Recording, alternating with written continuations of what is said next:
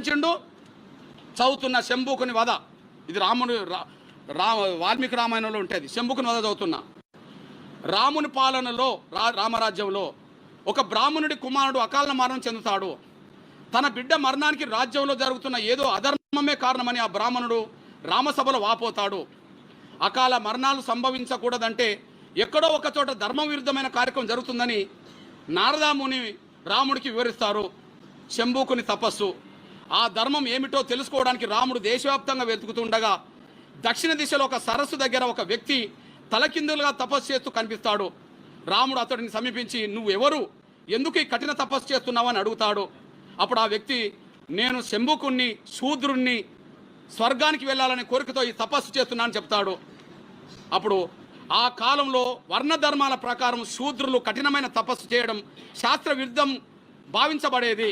త్రేతాయుగం ధర్మ ప్రకారంగా శంభుకుడు చేస్తున్న ఈ అధర్మ తపస్సు వలని బ్రాహ్మణ బాలుడు మరణించాడని భావించి రాముడు శంభుకుని తల తీసేస్తాడు, శంభుకుని చంపేస్తాడు.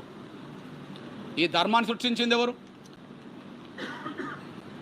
ఆ త్రేతాయుగంలో అట్లాంటి ధర్మాన్ని సృష్టించింది ఎవరు? బ్రాహ్మణులేగా. ఒక సామాన్య బ్రాహ్మణుడి బిడ్డకు, ఒక సామాన్య బ్రాహ్మణుడి కొడుకు పాము గుట్టి చచ్చిపోతే అది తపస్సు చేస్తున్న ఒక బలహీన వర్గాలకు సంబంధించిన ఒక శూద్రుడు అనబడుతున్న ఒక శంభుకుడు తపస్సు చేస్తుంటే ఆ తపస్సు జ్ఞానం అనుకుందాం.